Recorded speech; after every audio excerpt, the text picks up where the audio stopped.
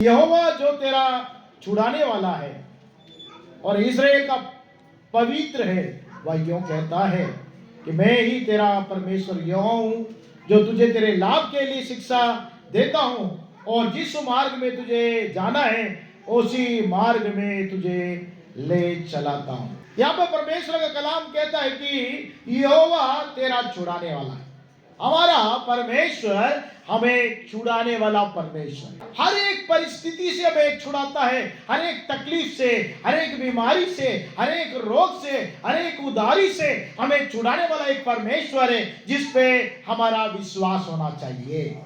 हमें हमारा विश्वास किस पे होना चाहिए? परमेश्वर पर होना चाहिए। वही हमें छुड़ाने वाला परमेश्वर है। हम दाएं बाएं ना देखें, हम परमेश्वर की ओर देखें, वही हमें छुड़ाने वाला परमेश्वर है। वो हर एक स्थिति से हमें छुड़ाने की सामर्थ्य रखता है। वो सर्वशक्तिमान परमेश्वर है। हमें आप समझ रहा है कि हमारा परमेश्वर कौन है? सर्वशक्तिमान परमेश्वर है। उसके वचनों में इतनी सामर्थ्य है। आकाश उसके वचनों से स्थिर है, समुद्र उसके वचनों से स्थिर है कि वो समुद्र लांघता नहीं उस जगह को। जहां ठहरने के लिए बोलता है वहां ठहर जाता है। हमारा परमेश्वर सर्वशक्तिमान परमेश्वर है। उसके वचन में सामर्थ्य है। वो सामर्थ्य परमेश्वर है। वो हमें छुड़ाने वाला परमेश्वर है। चाहे हम कैसी भी परिस्थिति में क्यों ना हो, कैसी भी तकलीफ में क्यों ना हो, कैसी भी बीमारी में क्यों ना हो, हर एक परिस्थिति को बदलने की सामर्थ्य रखने वाला परमेश्वर हमारा परमेश्वर है। वो हमें छुड़ाने की सामर्थ्य रखता है। अगर आप विश्वास करेंगे कि मेरा परमेश्वर मेरे छुड़ाने की सामर्थ्य रखता है, तो निश्चय परमेश्वर आपको हर परिस्थिति से छुड़ाने की सामर्थ्य रखता है। तेरे विश्वास के अनुसार तेरे लिए हो जाकर के प्रभु यीशु मसीह ने कहा, जैसा हमारा विश्वास है वैसा हमारे लिए परमेश्वर काम करता है। हमने गवाहियां सुनी कि उन्होंने कहा, बहुत से लोगों ने कहा कि हमने विश्वास किया और परमेश्वर ने हमारे जीवन में क्या किया? कार्य को किया। तो हमारा विश्वास परमेश्वर पर अटूट होना चाहिए। वो हमारा छुड़ाने वाला परमेश्वर है। मनुष्य में कोई सामर्थ्य नहीं है, कोई लियाकत नहीं कि वो हमें छुड़ा सके, लेकिन हमारा परमेश्वर के अंदर में सामर्थ्य है कि वो हमें छुड़ा सकता है। हमें हालेलुया। हमारा परमेश्वर जिसकी हम आराधना करते हैं, जिसकी स्तुति करते हैं, जिसके लिए भक्ति का जीवन जीते हैं, जिसका वचन सुनकर उसके अनुसार हम पालन करते हैं, हमारा परमेश्वर सर्वशक्तिमान परमेश्वर है, सृष्टिकर्ता परमेश्वर है, सृजनहार परमेश्वर है, सर्वव्यापी परमेश्वर है। सब कुछ करने की सामर्थ्य उसके अंदर में पाई जाती है। हमारे अंदर में कभी कभी सामर्थ्य पाया नहीं जाता, लेकिन हमारे परमेश्वर के अंदर में हमेशा सामर्थ्य पाई जाती है। हमें हालेलुया। वो आप समझना, हमारा परमेश्वर के अंदर में सामर्थ्य है। वो सबको छुड़ा सकता है, हर एक परिस्थिति को बदल सकता है। लेकिन कभी कभी हमारे जीवन में वो परिस्थिति से जाने क्यों देता है? ताकि हम उसके नियमों को सीख लें। दाऊद कहता है कि मेरा पीड़ित होना, मेरा दुख होना, मेरा तकलीफ में पड़ना अच्छा है, क्योंकि उसके द्वारा मैं तेरे नियमों को सीख सकूं। कभी कभी हम उसके नियमों को ध्यान नहीं करते, उसकी विधि नियमों को समझते नहीं है, सीखते नहीं है। लेकिन परमेश्वर ऐसी परिस्थिति में जाने देता है ताकि आप और हम क्या कर लें? उस स्थिति में उसके नियमों को, उसकी विधि को सीख लें। पिता अपने बच्चे को क्यों मारता है? इसलिए कि वो जो चाहता है उसके अनुसार बच्चों को क्या करे? चलाए। हमें हालेलुया। जब ये संसार का पिता ही जो बुरा होने के बाद भी अपने बच्चों के लिए अच्छा सोचता है, तो हमारा स्वर्गीय पिता हमारे लिए कितना भला कार्य करना चाहता है। वो हमें छुड़ाना चाहता है। हर एक परिस्थिति छुड़ाने की सामर्थ्य उसके अंदर में है। उस पर आप विश्वास करिए। और आगे हम देखें कि इस्राएल का पवित्र है। हमारा परमेश्वर कौन है? सामर्थ्य मात्र नहीं, वो पवित्र परमेश्वर है। आकाश और पृथ्वी और अंतलोक में कोई भी उसके समान पवित्र नहीं है। हमारा परमेश्वर जिसकी हम आराधना करते हैं वो कौन है? वो पवित्र परमेश्वर है। वो चाहता है कि जैसे मैं पवित्र हूं, तुम लोग भी क्या बन जाओ? पवित्र बन जाओ। हम किसकी आराधना करते हैं? उस पवित्र परमेश्वर की। उसके समान कोई भी नहीं है इस संसार में। वो हमारा पवित्र परमेश्वर है, उसकी हम आराधना करते हैं, उसकी स्तुति करते हैं। उसके सोच में, उसके विचार में, उसकी कल्पना में, हर बातों में उसके अंदर में पवित्रता पाई जाती है। वो चाहता है कि उसके मानने वाले उस पवित्रता में चले, क्योंकि प्रभु का कलाम कहता है तुम्हारा बुलाने वाला पवित्र है।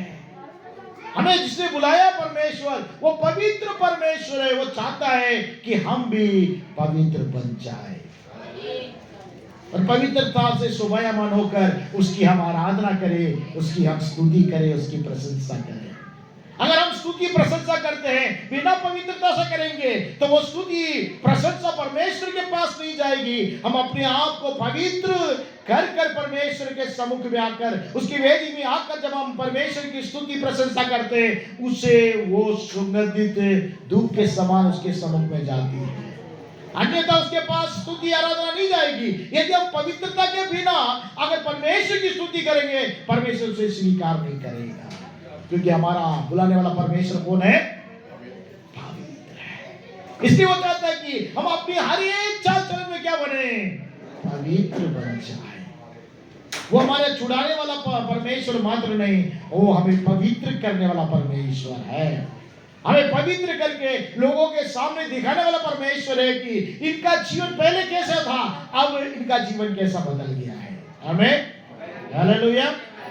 हमारा जीवन बदलना चाहिए। अगर हम पवित्र परमेश्वर की आराधना करते हैं, पवित्र परमेश्वर की स्तुति करते हैं, पवित्र परमेश्वर के वचन को सुनते हैं, तो हमारे जीवन में एक बदलावट जरूरी है जो परमेश्वर चाहता है और लोग भी चाहते हैं। वो कहते हैं कि इन लोग क्या कहाँ जाते हैं? आराधना करने परमेश्वर के भवन में जाते हैं और परमेश्वर की आराधना करते हैं। जिसकी आराधना करते हैं उसके समान बन जाता है व्यक्ति। अब जिसकी आराधना करते हैं, जिसकी स्तुति करते हैं, उसके समान आप हो जाते हैं। जिसका पालन करते हैं, जिसका पीछा करते हैं, उसके समान आप हो जाते हैं। मेरा परमेश्वर कैसा है? पवित्र है। उसकी आराधना करने वाले लोग कैसे बनना है? पवित्र बनना है। आगे वो कहता है, यहाँ पर परमेश्वर कहता है, देखिए मैं ही तेरा परमेश्वर यहोवा हूँ। परमेश्वर कहता है मैं ही तेरा परमेश्वर यहोवा हूँ और कोई भी नहीं है। मेरे अलावा कोई भी नहीं है छुड़ाने वाला, तुझे पवित्र करने वाला कोई भी नहीं है करके परमेश्वर कहता है। और कहता है तुझे तेरे लाभ के लिए शिक्षा देता हूँ। किसके लिए शिक्षा देता परमेश्वर? लाभ के लिए, हमारी लाभ के लिए, हमारे प्रॉफिट के लिए परमेश्वर हमें क्या करता है? शिक्षा देता है। क्यों शिक्षा दे रहा है? ताकि हमको लाभ मिले, हमारी उन्नति हो, हमारी आशीष हो, हमारे जीवन में उस लाभ को हम कमा सके। लोग व्यवसाय क्यों करते हैं बताइए? लाभ कमाने। क्या कमाने के लिए? लाभ। जो खरीदा उसी के भाव में अगर वो बेचेगा तो फायदा है उसको? कोई फायदा नहीं है ना। वो लाभ कमाने के लिए वो जितना में खरीदा है उतने में कभी नहीं बेचेगा, उसमें अपना लाभ रख के ही बेचेगा। हमें हालेलुया। तो परमेश्वर भी अपने बच्चों को जिसने छुड़ाया है, जिसने पवित्र किया है, वो कहता है मैं तुम्हें वो शिक्षा दूंगा ताकि तुम क्या करोगे? तुम्हें लाभ की शिक्षा दूंगा। प्रॉफिट की परमेश्वर शिक्षा देना चाहता है और जिस मार्ग में तुझे जाना है उसी मार्ग में तुझे ले चलूंगा। तीन बातें हैं मेरे प्रियो। एक है शिक्षा देता है, लाभ की शिक्षा देता है। लेकिन जब लाभ की शिक्षा परमेश्वर से पाना है तो हम परमेश्वर पर पूरा भरोसा करना है, उस पर विश्वास करना है, उसकी शिक्षा को मानना है। बच्चों को हम लोग स्कूल में भेजते हैं, स्कूल में पढ़ाते हैं, स्कूल में जाके क्या देते हैं? टीचर्स लोग, शिक्षक लोग क्या देते हैं? शिक्षा देते हैं। इनका नाम क्या दिया गया? शिक्षक। शिक्षक का मतलब क्या है? शिक्षा देने वाले, है ना। शिक्षक का मतलब क्या है? शिक्षा देने वाले। किसको शिक्षा दे रहे? हमारे बच्चे जो स्कूल में जाके पढ़ रहे हैं उनको क्या दे रहे हैं? वो शिक्षा दे रहे हैं। वो क्या शिक्षा दे रहे हैं कि इस संसार की बातें में हम कैसे जीवन जीना है, वो सब समझने की शिक्षा स्कूल में दिया जाता है, उनके भविष्य के लिए शिक्षा दी जाती है। लेकिन हमारा परमेश्वर सब बातों के लिए परमेश्वर शिक्षा देता है। इस संसार की बात अकेले नहीं, हमारी आत्मिक जीवन के बारे में भी शिक्षा देता है, स्वर्ग के बारे में भी बताता है, इस संसार में जीने के बारे में भी बताता है, कैसे पढ़ना उसके बारे में बताता है, कैसे जीवन जीना उसके बारे में बताता है, कैसे सेवा करना उसके बारे में शिक्षा देता है, कैसे परिवार चलाना उसका शिक्षा देता है, कैसे पत्नियां घर को संभालना उसके बारे में शिक्षा देता है। तो हर बात के लिए वो क्या करता है, शिक्षा देता है। परमेश्वर क्या करता है, शिक्षा देता है। और उससे हम परमेश्वर पर जब हम विश्वास करते हैं, उस पर आशा रखते हैं, उस पर भरोसा रखता है, तो उसको वो परमेश्वर शिक्षा देता है। हम पढ़ सकते हैं, नीति वचन निकाल लेंगे, नीति वचन 3 अध्याय का 5वां पद है, उसमें इस प्रकार से लिखा है। देखिए, नीति वचन 3 अध्याय का 5वां पद मैं आपके लिए पढ़ता हूं। तो अपनी समझ का सहारा ना लेना। हम लोग क्या करते हैं, अपनी समझ का सहारा लेते हैं, हम परमेश्वर की शिक्षा पर ध्यान नहीं देते हैं। लेकिन हम लोग क्या करते हैं, हमारे अंदर में परमेश्वर ने जो समझ दिया है, जो अंडरस्टैंडिंग दिया, उसको क्या करते हैं, सहारा लेते हैं। बोलते हैं हमें परमेश्वर की शिक्षा की जरूरत नहीं है। बहुत से लोग हैं जो परमेश्वर की शिक्षा को नहीं मानते हैं, उसकी विधि नियम को नहीं मानते हैं। वो बोलते हैं कि मेरी समझ मेरे लिए बहुत है, मेरा अंडरस्टैंडिंग बहुत है, मैं उसके समान इस संसार में जीवन जी लूंगा करके सोचते हैं। ऐसे बहुत से लोग हैं मेरे प्रिय, और जितने भी हैं, और जब फंस जाते हैं, कभी दिक्कत में पड़ जाते हैं, तकलीफ में आ जाते हैं, तब परमेश्वर की ओर देखते हैं। किसकी ओर देखते हैं? जब फंस जाते हैं तो क्या सोचते हैं, अब तो मेरी समझ काम करना बंद कर गया, बत्ती बुझ गई, अब किसके पास जाना पड़ेगा? ओ, जिसने बत्ती जलाई उसके पास जाना पड़ेगा, जो परमेश्वर है उसके पास जाना पड़ेगा, है ना। यहाँ पे लिखा है कि तो अपनी समझ का सहारा न लेना, वरन संपूर्ण मन से क्या करना, यहोवा पे भरोसा करना। किस पे भरोसा करना? परमेश्वर पे भरोसा करना। अपनी समझ का सहारा मत लेना। जो शिक्षा परमेश्वर आपको देता है, उस शिक्षा के बारे में ध्यान देना।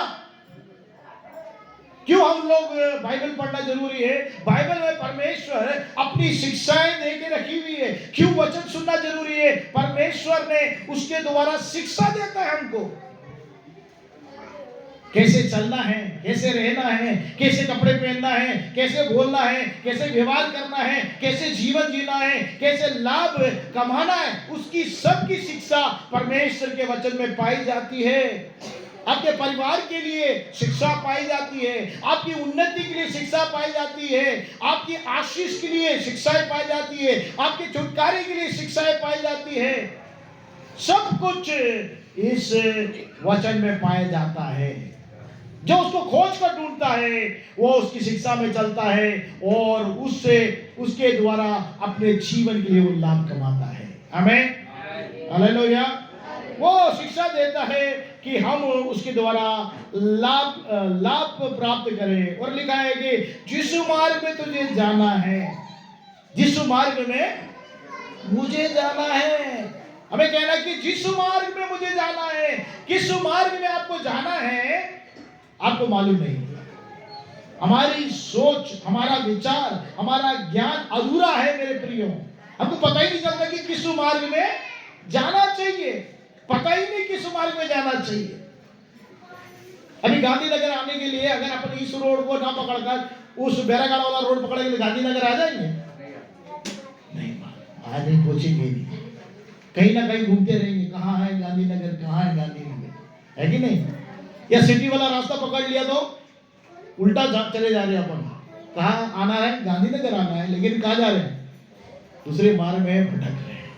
तो परमेश्वर अपनी शिक्षा देता है और जिस मार्ग में चलना है उसका बोधन देता है, वो बताता है। उस मार्ग में लेकर परमेश्वर चलाता है। हम पढ़ेंगे उत्पत्ति, अगर हम निकाल लेंगे उत्पत्ति 24वां अध्याय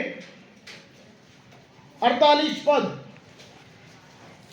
हम निकालेंगे उत्पत्ति 24वां अध्याय 48 पद। यहां पर एक व्यक्ति है, अब्राहम का एक दास है, अब्राहम ने बोला कि तू मेरी लड़के के लिए कोई दुल्हन को ढूंढना, और बोला कि कहीं और से नहीं, मेरे कुटुंब से ही ढूंढना। अब उसने बोला मुझे कैसे मालूम तुम्हारे कुटुंब के लोग हैं? तो बोलता परमेश्वर, यहोवा परमेश्वर तेरे माल को क्या करेगा? सफल करेगा। और वहां पर अब्राहम का दास एलीएजर वो ढूंढते हुए वहां चला गया, और वहां पर हम 48 पद में पढ़ते हैं, उत्पत्ति 24 का 48, 48 में पढ़ते हैं, फिर मैंने सिर झुकाकर यहोवा का दंडवत किया। उसने क्या किया? यहोवा परमेश्वर का क्या करने लगा? दंडवत किया, और अपने स्वामी अब्राहम के परमेश्वर यहोवा को धन्य कहा। क्या कह रहा है? परमेश्वर यहोवा को धन्य कहा, क्योंकि उसने मुझे ठीक मार्ग में पहुंचाया। कौन से मार्ग में पहुंचाया? सही मार्ग में, ठीक मार्ग में पहुंचाया है। उसको मालूम नहीं कहां जाना है, लेकिन अब्राहम का दास होने के बाद वो उस ठीक मार्ग में परमेश्वर ने उसकी अगुवाई करी है, क्योंकि उसका भरोसा किस पे था? अब्राहम के परमेश्वर के ऊपर था। और उसने दंडवत करके कहा कि अब्राहम का स्वामी अब्राहम के परमेश्वर यहोवा को क्या कहा? धन्य कहा, क्योंकि उसने मुझे क्या करा? ठीक मार्ग में पहुंचाया है कि मैं अपने स्वामी के पुत्र के लिए उसके कुटुंबी में से पुत्री को ले आओ। मैंने आपको बताया कि उसके लिए एक दुल्हन ढूंढने के लिए वो गया, और वहां पर हम देखते हैं मेरे प्रियो कि वो मार्ग में कैसे जाऊं उसको मालूम नहीं। उस जमाने में ना तो ट्रेन चलता था, बस चलता था, ना कार चलता था, ना फ्लाइट चलता था, ना जहाँ कुछ चलता था मेरे प्रियो। वो कहां कैसे गया? ऊंट में, ऊंट के ऊपर वो चढ़ कर गया। ऊंट में जाने में कितना समय लग जाता है? बहुत समय लगता है। जब वहां पर राजस्थान में जब मेरे प्रियो बहुत ठंड होता है, लोग क्या करते हैं? ऊंट और भेड़ को क्या करते? चराते हुए यहाँ पर लेकर आते। कितना समय लोग चरा के आने में लग जाता है। आजकल हम लोग क्या करते हैं? जल्दी जाना है तो हवाई जहाज में पकड़े तो तुरंत चले जाते हैं, है ना? कुछ मिनटों में, कुछ घंटों में हम कहां पर पहुंच जाते हैं, वहां पहुंच जाते हैं। लेकिन उस समय लगता था और मार्ग मालूम नहीं रहता था। लेकिन वो कहता है कि परमेश्वर ने मेरा ठीक मार्ग में अगुवाई किया, क्योंकि उसका भरोसा किस पे था? उसके स्वामी अब्राहम के परमेश्वर के ऊपर था, इसलिए परमेश्वर ने उसकी अगुवाई करी। अब किसी भी काम से जाए, कोई भी काम से जाए, उस काम को ठीक मार्ग में, सही मार्ग में लेके जाने वाला हमारा प्रभु परमेश्वर है। उस पर हमें क्या होना चाहिए? विश्वास करना चाहिए। भजन संगीतकार कहता है 32, अगर हम निकाल लेंगे भजन संगीता 32 के 8 में, अगर हम पढ़ते हैं 32 के 8 में, तो वहां पर मेरे प्रिय देखो क्या लिखा है? मैं तुझे बुद्धि दूंगा। परमेश्वर कहता है मैं तुझे क्या करूंगा? बुद्धि दूंगा, और जिस मार्ग में तुझे चलना होगा मैं तेरी अगुवाई करूंगा। परमेश्वर क्या करता है? उस ठीक मार्ग में, उस सही मार्ग में चलने के लिए हमें क्या देगा? बुद्धि देगा। परमेश्वर कहता है मैं तुझे बुद्धि दूंगा, और जिस मार्ग में तुझे चलना है उस मार्ग में चलने के लिए मैं तेरी क्या करूंगा? अगुवाई करूंगा। मेरे प्रियो, कभी कभी हमको मालूम नहीं चलता किस मार्ग में जाना है। हमारी परिस्थिति समझ नहीं आता, हमारी परिवार के बारे में, अपने बच्चों के बारे में, अपने जीवन के बारे में, अपने कार्य के बारे में, अपनी सेवा के बारे में, किस मार्ग से जाना हमें पता नहीं चलता। लेकिन परमेश्वर कहता मैं तुझे क्या दूंगा? बुद्धि दूंगा। बिना बुद्धि के हम उस मार्ग में नहीं जा सकते, बिना उसकी अगुवाई के उस मार्ग में नहीं चल सकते। परमेश्वर हमें बुद्धि देता है, हमें समझी देता है, हमें सलाह देता है कि उस मार्ग में हमें लेकर जाए। आगे हम चलेंगे यशायाह 30 अध्याय, अगर हम निकाल लेंगे यशायाह 30 अध्याय 21वां पद पढ़ेंगे, 21वां पद पढ़ेंगे। उसमें लिखा है जब कभी तुम दाहिने या बाईं ओर मुड़ने लगो, तब तुम्हारे पीछे से यह वचन तुम्हारे कानों में पड़ेगा, मार्ग यही है, इसी पे चलो। आमीन, हालेलुया। क्या कह रहा है? क्या लिखने वाला कहता है, यशायाह नबी कहता है जब कभी दाईं और बाईं मुड़ने लगो। आप सोचो कि दाएं चले जाओ या बाईं चले जाओ, जब आप मुड़ने लगो तो तब पीछे से तेरे कानों में वचन पड़ेगा, मार्ग यही है, इसी में चलो। परमेश्वर हमें मार्गदर्शन करने वाला, हमें सिखाने वाला, दाएं और बाएं मुड़ने की जरूरत नहीं है। मैं तुम्हें शिक्षा दूंगा किस मार्ग में चलना है, मैं तुम्हें बताऊंगा किस मार्ग में तुम्हें चलना है, वो बताएगा। उसकी आवाज को सुन के चलना है। आमीन, हालेलुया। इस संसार में बहुत सारी आवाजें मेरे प्रियो, वहां पर चिड़ियों की आवाज है, वो गाड़ियों की आवाज है, शोरगुल्ला है, लेकिन सारे शोरगुल्ला में आपका मन परमेश्वर के ऊपर लगा रहना है, आपका मन उस पर भरोसा करना है, उस पर विश्वास करना है, उससे बुद्धि प्राप्त करके उसकी अगुवाई में आप चलोगे तो परमेश्वर कहेगा ना दाई मोड़ ना बाई मोड़, सीधे चलो, आपकी अगुवाई करेगा। आमीन, हालेलुया।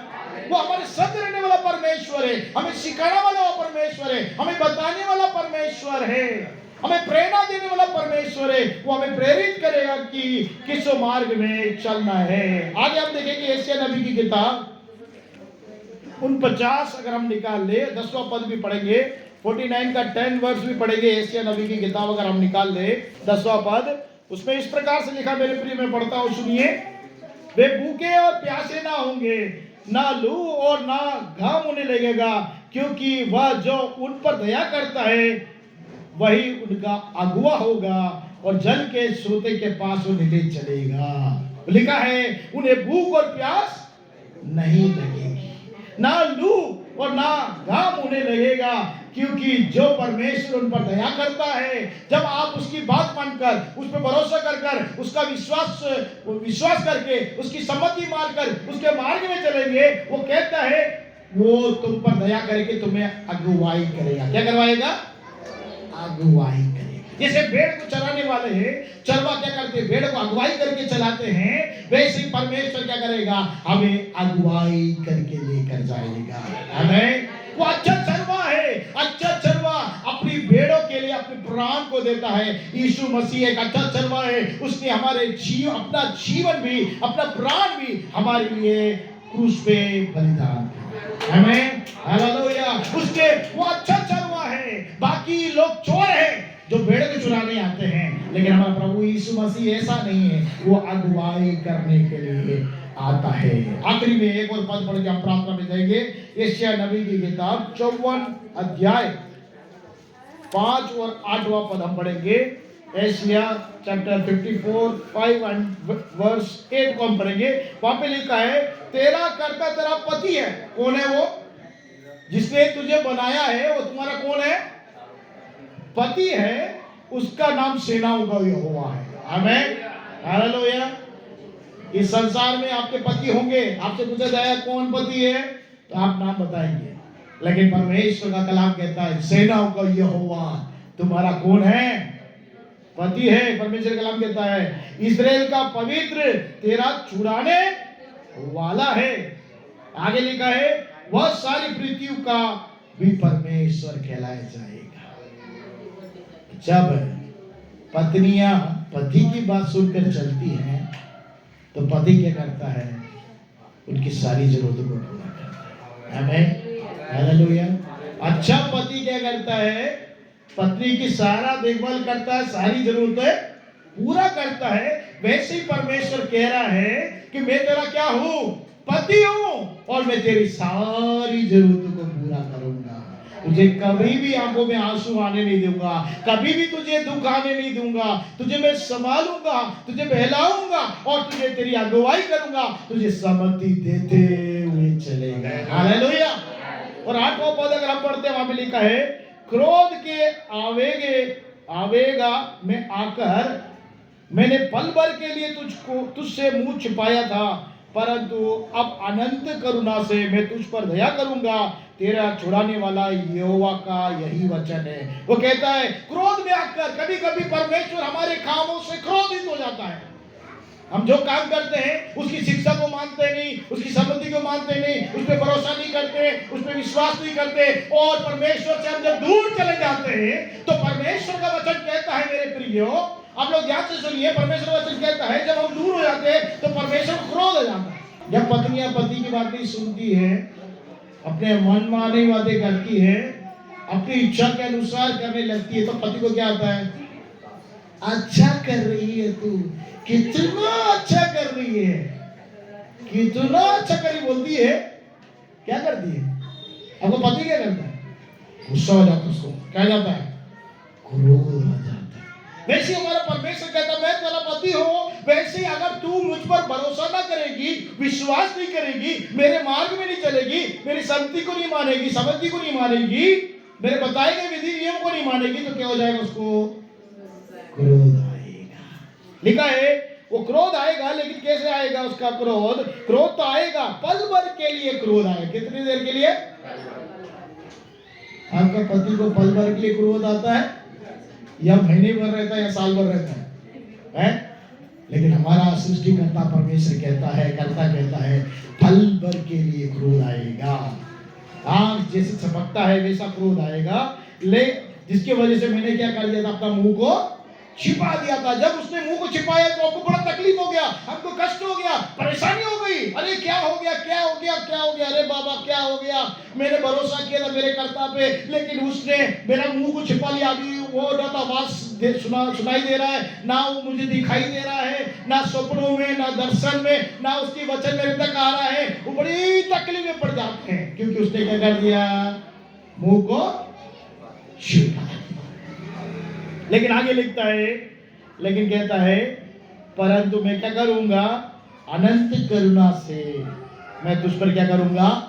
दया करूंगा। पल भर क्रोध, हमारी गलती की वजह से क्रोध आ गया, लेकिन वो परमेश्वर कहता है कि अनंत करुणा से तुझ पर क्या कर देगा? दया करेगा। और मैं क्या करूंगा?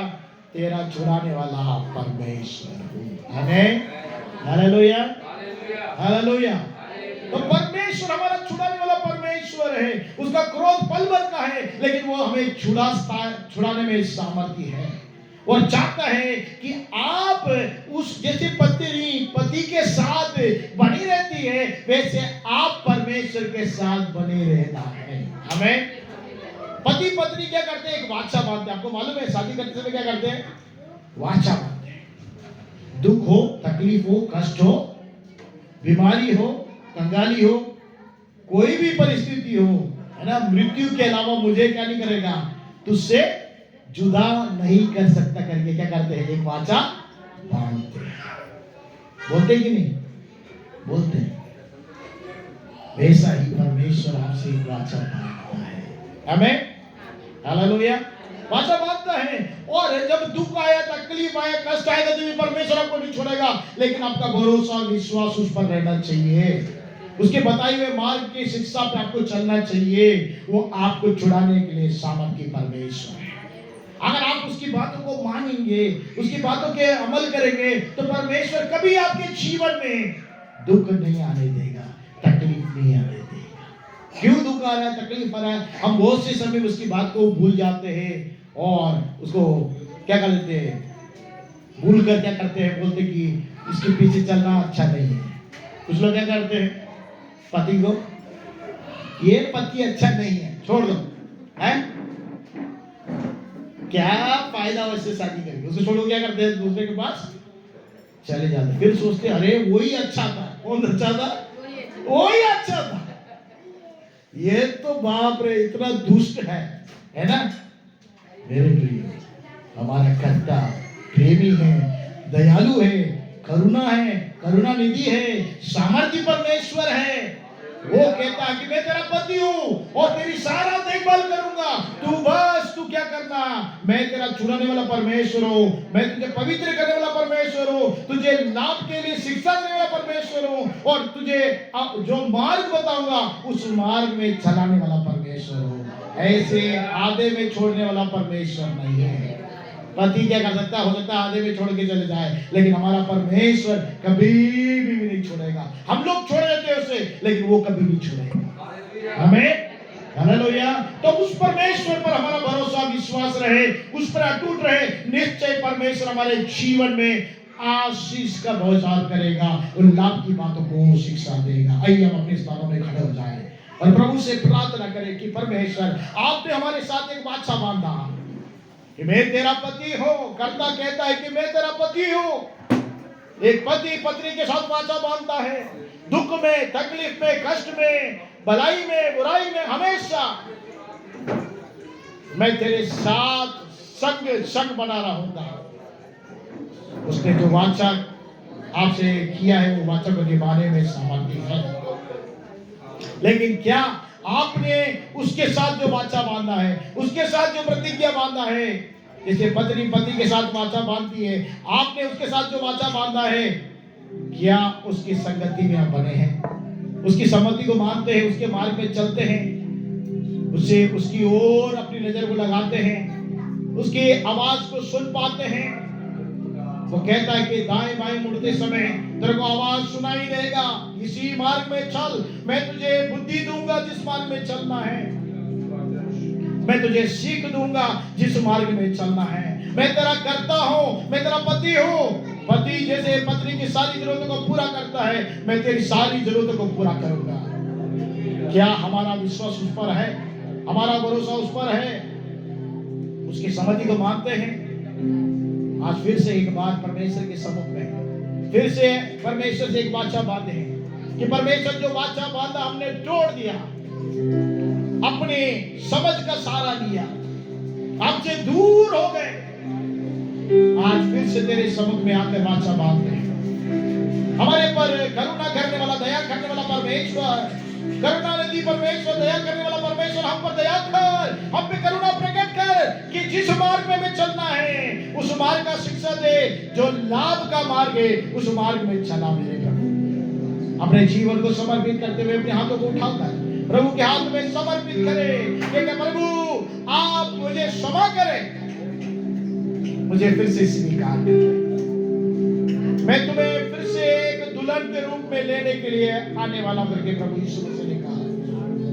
प्रभु से कहे कि प्रभु मुझे क्षमा कर, तेरे लहू से धोकर मुझे शुद्ध और पवित्र और पाक कर, ताकि परमेश्वर एक दुल्हन कलीसिया के रूप में बन सकूं, तेरे आगमन के लिए मैं तैयारी कर सकूं और पवित्रता से अपने आप को संभाल के रख सकूं, तेरे आगमन के लिए तैयार हो जाऊं और अपने श्रृंगार को पूरा कर सकूं और तेरी बताई हुई सम्मति पे, तेरे बताए मार्ग में मैं चल सकूं। अपने जीवन को मैं समर्पित करता हूं